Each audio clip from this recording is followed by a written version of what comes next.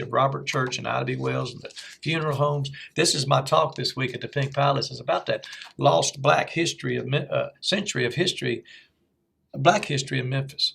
And we usually talk about black history or African American history or Negro or colored. We have 4 different terms to describe 150 years there. But it seems like we stop at Civil War and slavery and pick back up at the sanitation strike and don't talk about what happened in between for 100 years, whether it's the preachers, the teachers, the lawyers, the insurance men. We talk about basketball and music really good, don't we, which we love, but the contributions of the A. Maceo Walkers and Joseph Walkers and Hollis Prices and Blair T. Hunts and W. Herbert Brewster and Jimmy Lunsford and Lucy Campbell and Ernest Withers, the Hooks brothers, all the church family. We don't talk about it. This helps doing that right there. And then I had some friends. You're going to love this map. You've heard of a guy named Elvis, haven't you? I heard of it. Well, they were from New York City. They used to come to Memphis all the time. They really loved coming to Memphis. And they decided to make a map about a Memphis map for Elvis fans. Okay. And there's 150 sites right here, gosh. like where he went to have a milkshake or something like that. You were probably in half these sites right here. I'm giving you this. Right. I love it. Feel the quality of that thing right there. Oh, it is. This is a Memphis map for Elvis fans, and it's the all-encompassing map. Very good. Where can you get one of these at Lansky Brothers or Sun Lansky, Studio or okay. down at Graceland? But Hal, you know your friend Hal Lansky's got one of these I right know there. him very well. There you go, right there. That's from me to you. And see, I helped do them. That's my name's right there. I see it. I helped do that.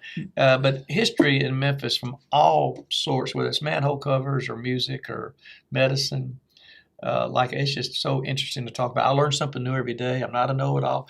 He knows everything there is to know about. No, I learn something new every day. I hate it when people say that because I'm all ears, just like you are. You know that we were together a couple of weeks ago, you and I were. Sometimes we see each other at Jason's Deli. And that night I'd stop by the University of Memphis Holiday Inn. There I forgot to print something out. I was going somewhere, so I stopped there real quick to run into the little computer station and print something out. And there was Carla Thomas sitting there on the couch watching the TV. You know, Rufus's daughter Carla, who had a great singing career. And so we've known each other for a long time. Well, Gee Whiz. Gee Whiz, and B-A-B-Y Baby, you know. That's my favorite. But we talked for a while, and we talked about GK, George Klein. I said, we heard he's not doing good. And that night, I had to go to Jason's Deli to get my manager special, you know, and get on out of there. And Fruit Cup, and you were sitting over there with Jason D. Williams, you know, your friend there. It's like we came over and talked like we always do, and you and I kind of talked. Person like George Klein was on our mind. Right. And sure enough, a few minutes later, you came with me and you just heard he's passed away. Right. And you're the one that told me that. And I've been thinking about him for a long time. George Klein was so good to me. When I was at the Memphis Rock and Soul Museum, he would tell me stories and verify things and all the musical things I got involved in from that.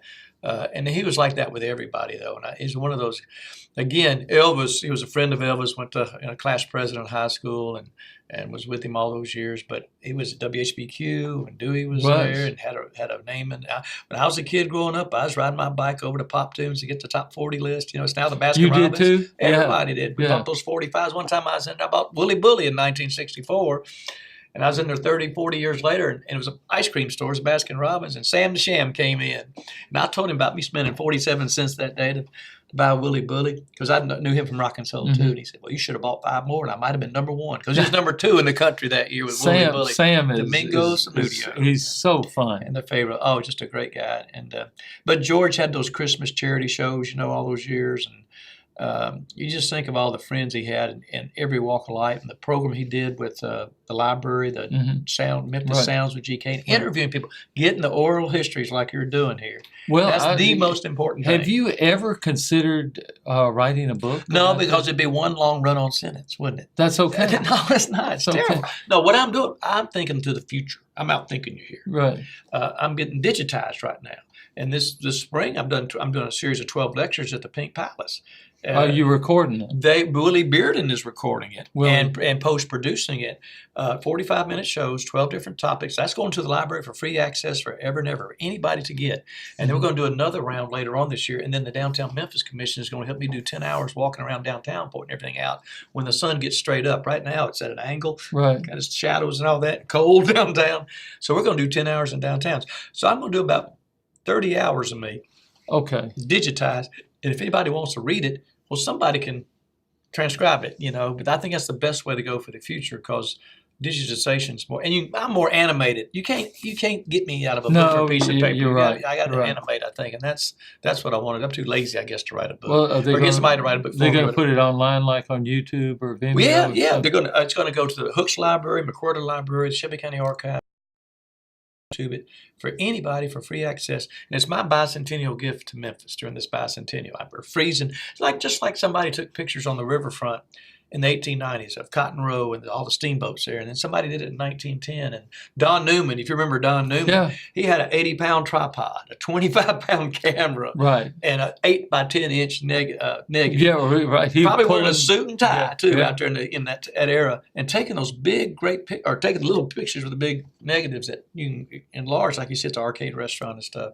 So people in Ernest Woods, all these photos, so everybody's frozen Memphis at a certain piece of time, and a lot of those are in the public access that we get to use for books like this and things we do. Well, And I'm going to be that way too. It's free access. I don't charge. It's a home mission for me. I learned that from First Baptist Church and all the folks I grew up with. You got to give back to your community. I know you do. But you've got all of this history, and you're learning more. I understand that. If someone had to ask you, and I'm going to ask you, what is your personal favorite, whether it's so minute or the grandest thing, what is your favorite piece of minutia that you find that not many people know about? Well, there's about 100 of those. I know, but you pick a few. One of them, I'd say in the MGM movie, the line roaring in the MGM movies from Memphis, Right. And I always end up my talks with, do y'all know about that line roaring in the MGM movie? Guess where he's from? And they go, Memphis. That was a good guess because every answer on my tour is Memphis. Right. Well, do you listen closely to what he's saying? He's going, Memphis, Memphis. And everybody looks at me like, what? I said, that's the only lie I've told all day. And I tell that lie intentionally because everything else I said is true. And it's phenomenal. It's like only in the movies and in Memphis. You can't make this stuff up. He really says roar, roar, roar, roar. So even I can't get Memphis out of that. So I think that's one. I think what's cool is Charles Lindbergh flew the Spirit of St. Louis over to France, right? Right. How did he get back to America? On a boat. What was the name of the boat? The USS Memphis. No Of way. course, back to America. Then he went around the country doing a barnstorming tour to try to convince people aviation was the way of future travel. When he came into Memphis, that time, Lincoln American Tower was the tallest building in 1927. In fact, I can stand you in one spot in Court Square and show you the tallest buildings in Memphis as they became the tallest building in Right. Memphis. So he buzzed around Lincoln American Tower, to get attention, everybody's attention. What's this crazy plane coming in here? And he lands out at Armstrong Field, which is just south of Millington at the time. Got a parade down through Memphis and ate a dinner at the Peabody. And we have the October 3rd, 1927 dinner and menu and program in our memorabilia there at the I've Peabody. seen it, It's right. right there next to, right there where Elvis Presley signed his first RCA recording contract on November 21st, 1955 in the lobby of the Peabody Hotel. He recorded 10 songs at Sun. Sam sold that thing. Went to California, did 33 movies in 10 years. That's Sold good. sang those movie soundtracks. And they got him to come back in '69 to American Studios, where Chips Moman and the Memphis Boys. Right. Sweet Caroline was written in the Peabody Hotel. I Neil know. Diamond recorded American Studios. All Memphis musicians. That's Wayne Jackson and Andrew Love, the Memphis Horns. 116 gold or platinum songs. Over 80 gold or platinum albums they're on, all over, all music bands all over the world. And they're the one that do the ba ba ba that everybody does the ba ba ba too. But Neil Diamond wrote that. We got a lot of music trivia like that, how those songs are written. Like Isaac Hayes and David Porter are sitting in the studio one night and nothing's coming out. So David takes a break and go to the restroom, and Isaac gets impatient. Come on, David. Come on, David. And David comes out of the restroom going, hold on, I'm coming. Oh, really? Hold on. No And that's way. how they wrote Hold Is On, that I'm Coming. right? He just popped out and it found them. And Peebles couldn't get to her car one night in the driveway to go out to dinner. She came back in, sat down at the piano, started pouting, saying, I can't stand the rain against my window. And she started tingling the ivories. And so you don't know when it's going to hit you, like That's All Right Mama with Elvis. So the things Dewey did, we're the only city in America to have 2 Tony Award-winning musicals about our musical history. Memphis the Musical and the $1 Million Quartet, and the only city in the world to have our name and song lyrics or song titles over 1,000 times. That's twice as many as New York and Chicago and your friends in Nashville. And I tried to find, the long distance information. Yes, sir. Her home is on the south side, high up on a ridge, just a half a mile from. I've tried Well, to there's figure no out. Mississippi Bridge. Yeah, I've tried to find out where that is. Well, Well, before they get to the expressway, that was all neighborhood in I there. think it's over there by the Ornamental Metal Museum. Well, somewhere. I think it's further. If it's a half a mile away from the bridge, that's just about 2 blocks away from the bridge. So if you go across where the expressway is, Well, it seems like a half a mile if you're walking. yeah, well, the way you got to get around there. But and we didn't have a Commodore Hotel either. In the bright lights of Memphis and the Right. Commodore Hotel. But it is the Memphis and Arkansas bridge, not the Mississippi bridge. Right. It's a great song. And that brings up one How other about thing. this? The big M on the bridge is the longest freestanding letter of the alphabet in the world. It's 1,760 feet long. How about that? That's a good one. That's a Bridge good of one. Lights. Most people don't understand the names of our bridges. Well, Old Bridge and New Bridge. The old bridge. All right, so there's 5 bridges, right? Right. 4 to Arkansas, 1 to Mud Island. Correct. The first bridge was built in 1892. It was the Great Bridge. Okay. The longest still span in the country at the time. Yeah. 1892. I would say it's May 10th, 1892. Is that the old railroad bridge? That is a single line railroad, the middle bridge of the lower 3 bridges. Right. The middle bridge, a single line railroad bridge, and that's what opened us up to the West Coast and the Asian market. Because before that time, a train had to get on a ferry to go across the river. Correct. 5 cars at a time. It take 2 days to get across the river. Now you get across in 4 minutes. Big game changer. And then the second bridge came in 1916 and 1970. That's the northernmost bridge of the 3 lower bridges. Mm-hmm. Because in 1904, we had 8 automobiles in Memphis, and the speed limit was 8 miles an hour.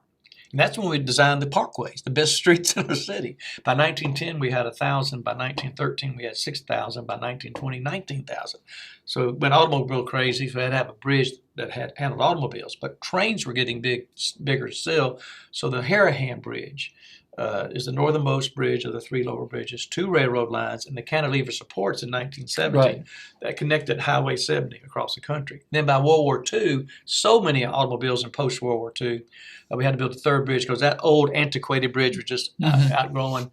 And that was the Memphis and Arkansas Bridge opened in 1949, right. and it decommissioned. That's what we call the old bridge now, That's or the old I-55 bridge. Mhm. And then by 1973, the I-40 bridge or the Hernando de Soto Bridge. See, that's where we have to or the remember. Bridge of Lights, Right. you see, or the Darley Parton Bridge. or the Big M Bridge, Yeah. all that. But that's built in 1973, and then the A.W. Willis Bridge came in 1987 to Mud Island. Mhm. And at that time, there was nobody living on Mud Island. To build the I-40 bridge, you had to change the channel, Right. the river. And it cut up half of Mud Island, the western half, and put it on the eastern half, and got above the 100-year floodplain. But Mud Island used to be an airport. Well, part of it down there, and you couldn't. Right. Well, yes, sir. In the 1950s and 60s, you just couldn't land airplanes underneath the interstate anymore, and that moved up to be DeWitt Spain Airport. Correct. So the Willis Bridge came in '87. The newspaper said Hackett builds bridge to nowhere, which it was. It's 600 acres of vacant land. Now there's 7,000 people living out there, Right. 5 minutes from the core downtown. So that's a pretty good bridge right there. Is So those that the are 5 Auction bridges. Street Bridge? Willis, A.W. Willis But Bridge. It never, it's an Auction never was Street. the Auction Street But Bridge. everybody calls it the Auction Well, Street. it never was Bridge. Auction Street. It was Auction Avenue. I'm not getting real technical here with you. I like it. Right, when our city was laid out, this is a funny thing here. Our city was laid out, we had 4 original squares named for their intended purpose: court, market, exchange, and auction, right? Okay. Well, the first schoolhouse was in Court Square. The first courthouse was in Market Square. The first market was over in Exchange Square. So we never quite got that right. And we never did. There's a block down there in Auction Park, and all the trolley drivers and politicians, that's where they used to auction slaves. No, that block was put there in 1924. It says so on the block. We were not auctioning slaves in 1924. That was there, something the colonial dames did to commemorate Hernando de Soto Mhm. discovering the Mississippi River, and they were wrong by 20 miles. So the plaque got removed out of De Soto Park, and the block stayed there. It's October 23rd, 1924. And it still says that on the block on the west side. Okay. But that was our first farmers market. Just like when all the riverboats came in, they brought their goods and wares down there. The farmers would come in from the county with their livestock and their crop to sell to the restaurants. That was just the farmers market. They were auctioning there. So we had the 4 streets named for that. If you look at our streets, Poplar's named after the state tree, the poplar. The tree of the poplar grows in all 95 counties. See, one day I said to a little school group, it grows in all 91 counties. And some little fifth grader goes, we have 95 counties, Mr. O. So I got corrected right there. You learn something every day. And then south, and Andrew Jackson named the street south of Poplar the first 5 presidents: Washington, Adams, Jefferson, Madison, Monroe, Sprinkle, and Court. Mhm. He named Union because he hated John Quincy Adams, who was the 6th president. Of course, Jackson was the 7th. So he named it Union because he believed a strong federal unit shall and must be preserved, regardless of what two other reasons why people said it was named. One, they're saying it was when we merged with South Memphis. That was the union of the two cities in 1850. Number two is when the union took control in 1862. Well, on a map, 1819 comes before 1850 or 1862 to me. Doesn't it to you? Yeah. I'll go with the Andrew Jackson. And then you go north of Poplar, you got the three founders, Winchester, Jackson, Overton. You got Market and Exchange, you got Auction. So you got the four parks, the three founders, the five first presidents, and if you know the two of Poplar, you know your history, you know your way around downtown. If you're smart enough to go front, main, second, third, fourth, fifth, if you're good enough for that. Of course, third now is B.B. King Boulevard. And you got Linden, that's now Martin Luther King Avenue. We got an intersection of King and King. Tell me how many cities got an intersection of King and King. I love it. How about that? Right there by the FedEx Forum. And we say we have three kings of Memphis. Elvis the King gave us our voice. B.B. King gave us our soul, and Dr. Martin Luther King gave us our conscience. And King Cotton. Well, I said three kings.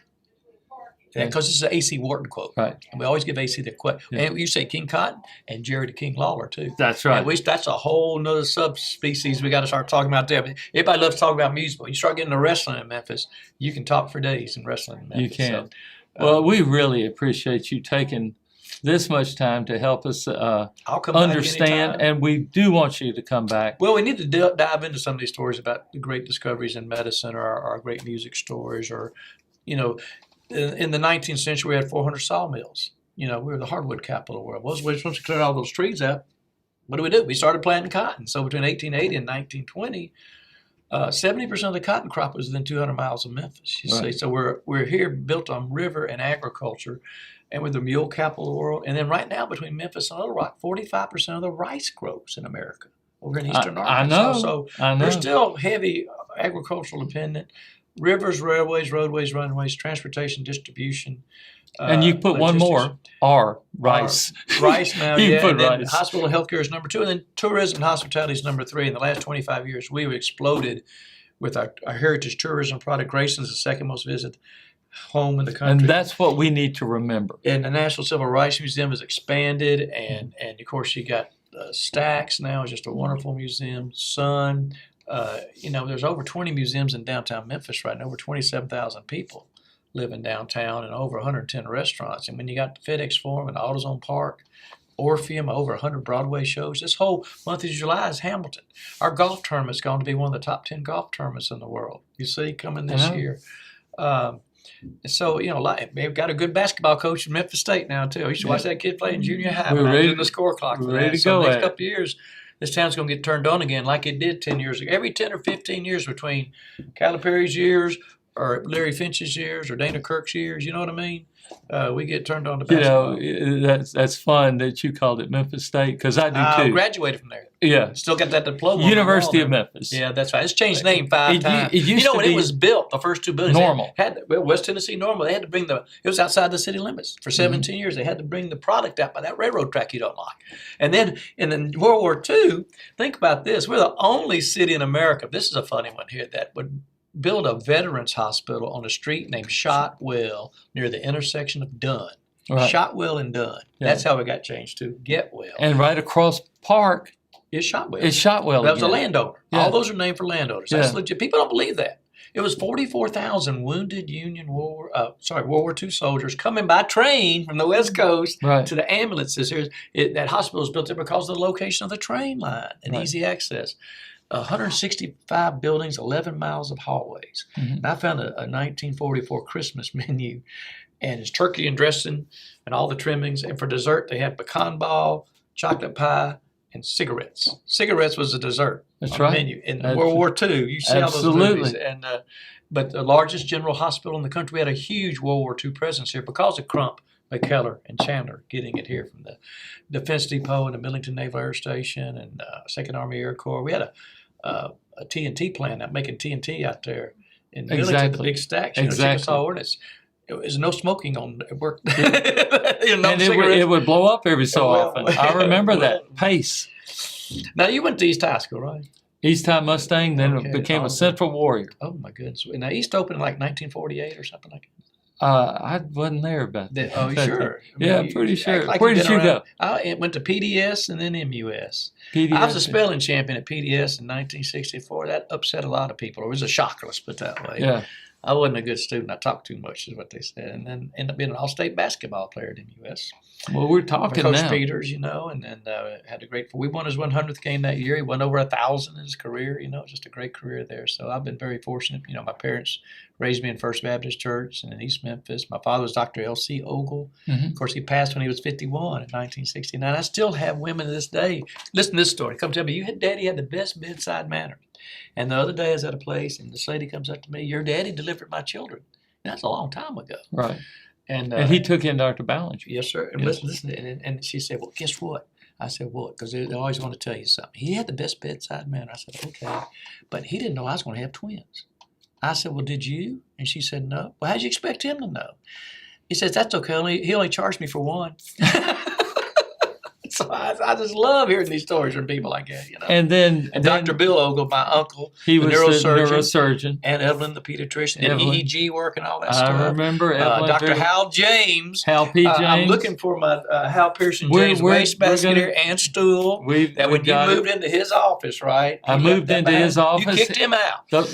He retired, and those are the only two things he left: Well, a wastebasket and an examining we've been stool. talking about that for 10 years now. Well, it's been longer than that. Well, my older brother Kurt was a emergency room physician at Methodist North for a long time Right. too, and my mother was a nurse. And so this apple fell far from the tree. Both my grandfather and great grandfather were doctors up in East Tennessee. And what did you study? What kind of work? I ended up did being you in do? Parks and Recreation. I got a degree in education. I was on the 10-year plan going through college. Parks and Recreation. Parks and Recreation at the University of Memphis, or Okay. Memphis State, and went into municipal recreation with the Memphis Park Commission, doing special events in the community Where was centers. Odd Anderson then? Well, he was probably an umpire, a referee. Yeah. I don't know what he was. That's '79 when I started the Park Commission. Yeah. He I was just in remember. the '60s and '70s. I remember Ms. Ewing, Lucille Ewing, with had the Children's Theater, Children's the Quonset Theater. Hut. That Quonset Hut, y'all can't seem to find the right spot for either. Where there's Well, no Union Avenue back when I was extended. there, it was in the Pink Palace in the theater. Well, in the the- little theater was in. It's in the the Mansion little Theater theater. now. Yes, It sir. was in the little theater. But the Children's Theater was in the Quonset Hut over in Well, the we had the fairgrounds. Children's Theater in the Pink Okay, Palace okay. also. Okay, And Hubert Yerian, he was the director. okay. And we would come in there as kids. We would change all the light switches and everything. They'd come in there to do a performance, and they would get This freak month out. I'm doing lectures there in that Mansion Theater, that historic mansion. It was built originally as a swimming pool. swimming pool, right? And that was the theater was in the deep end. And Clarence Saunders never lived there because of the bankruptcy. I know. He lived in 16 different places in Shelby County in his lifetime. I found all those addresses one time. Can you imagine that? Did you? But he never lived in the house he's most famous for. Isn't that amazing? And That's another one of those stories. Isn't it? and We only got 139 more hours to go. but so- Chickasaw Gardens was his backyard, That's correct. He was going to have an airport there or a golf course. They wouldn't let him in Memphis Country Club. so he built He's the on Pink Palace right across He there. built that lake that's still there today, the Chickasaw Gardens Lake. He Right. built that. That's Lick Creek that goes through right by East High School and the library out Right. to Wolf River. Drains out that way to the Mississippi River. I didn't know that lake had flow in it. I thought it was just Well, the lake, it has a little spillway, I believe, Mhm. but the creek goes right beside it. Okay. It comes from Right. Orange Mountain to Binghamton, comes from Fairgrounds. Okay. Beltline Uh-huh. comes across Central, right by the lake. We've got a lot of stories about a lot of people, and Kimmons Wilson. I mean, Fred Smith. Changed the way the world traveled. 1916, Clarence Saunders changed the way with the world shop for groceries. Autos Zone started here in 1979 as Auto Shack. Got sued by Radio Shack for the naming. And Radio Shack's now gone. Well, there's 6,000 AutoZones, no Radio Shacks. And what a great corporate citizen AutoZone is all the way around, just like FedEx is and all these folks. Kimmons Wilson, the family's carried on Yes, sir. to everything, and it's just They said when you worked for Kimmons Wilson, it was great. You only worked half the day. that's right. The first 12 hours or the second 12 hours. 12 But if you hours. go in that Holiday Inn on Central, up on that second floor, there's a whole gallery in there. I guess it's 50 feet by 50 feet of his life. Yeah, And it's just a really interesting museum of all the awards and accomplishments and how they did all that. He was the first Memphian ever on the cover of Time magazine I can in believe it. 1946. And he wasn't from Memphis, but he made his name here. And the second person to be on the cover of Time magazine, who was actually born in Memphis, the only one, was Aretha Franklin. Really? But she only lived here for 2 years. Mhm. And the third, I'm sorry, he was the third Kimmons Wilson. The first was E.H. Crump in Oh, really? 1946. Kimmons Wilson was 1972. It's only 3 Memphians ever on the cover of Time magazine. Those are the 3. But Crump being the boss in politics, and that's a whole nother story right there. That is a good story. Yeah, well, good and bad. Well, it is a good story. Yeah, phenomenal story. Yeah, all the things that went on in the community. And what I like for is 50 you years. talk about the widening of Peabody, how they took one side of the Front Street, the street minded ordinance and all that. but they didn't take any of his front yard. Oh, yeah, that's right. Okay. Yeah, You're talking about Peabody Avenue. Peabody Avenue, right? Yeah, well, and of course they didn't let the sirens run down Peabody Avenue either. He didn't like noise in the streets. He had a lot of, and of course he, 1930. We used to have a noise ordinance. Well, you couldn't honk your horn. And we had the nation's first urban beautification program, Memphis City Beautiful, in 1930, and that's one of the first projects was Riverside Drive, but opened in 1935, planting all the trees in there. We used to have clean up, fix up, paint up. City Beautiful. City Beautiful. I remember that in 60s in elementary school. Yeah, right. And you had to do your project and bring it in. Oh yeah. So Memphis has undergone a lot of changes, and we've been a top city. We still are a top city. We just need to know it. Yeah. And if you know this history, you begin The further you get away from Memphis, as Kevin will evidence in the work he does. That's our number 3 employer, by the way, is hospitality and tourism. Over 11 million visitors a year. People love coming to Memphis. When I was doing the riverboats, we revived the overnight passenger vessels in 2011. I would count the manifest down there, and 70% of the people coming on that river from the 5 boats that are coming in now were from East Coast, West Coast America, Europe, Australia, New Zealand, Japan. They're coming to the middle of America, to Hannibal, to St. Louis. That's Mark Twain, St. Louis, Memphis, Delta, New Orleans, Civil War, Civil Rights, the authors, the food, the music. We call that Americana.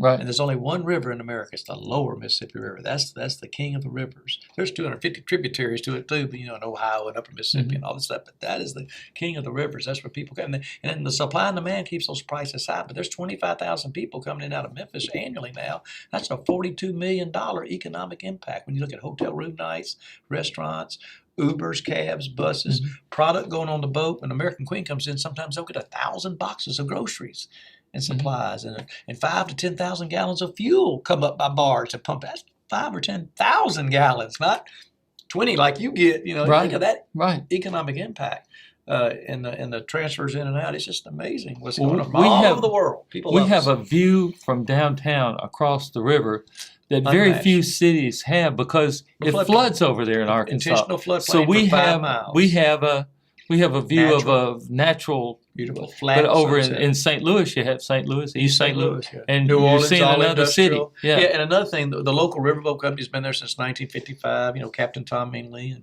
now William Lozier, 3rd generation grandson, runs it. But it's the only local excursion company between New Orleans and St. Louis. That's 1,300 miles of river. There's not one in Vicksburg or Cape Girardeau. Right. If you want to get it, that's why the Europeans come here to get that, because you get part of an industrial swing, but you get a natural swing. It's an 8-mile round trip in 90 minutes with a commentary. That's great, and sometimes I get to do it. Well, what I think we're saying is we have something here, and it's hard to define, and it's something that we don't really appreciate. We're numb to it. You're right. The locals are numb to it. I made yesterday with my lecture. I made up this pledge. It was called the Jimmy O Staycation Pledge, and I made everybody raise their hand. You go, and I did your name. Of course, they went your name. I have it blank on the screen, and I pledged to visit a Memphis attraction I've never been to ever this year. It's called staycation rather than vacation. I know. And then I promised to tell a friend. And everybody did the staycation pledge. I'm going to do it every lecture I go to from now on. I think if they stay at home and see what the world sees in us, they'd have a little bit better appreciation. Whether it's music, or the National Civil Rights Museum story, the Center for Southern Folklore, the Memphis Rock and Soul Museums done by the Smithsonian, the Metal Museum, Stack, Sun, the Slave Haven Burkle Estate, all that history, the Underground Railroad Museum, the Fire Museum, Pink Palace, Brooks. There's over 40 museums. Some people say we're museum fatigued.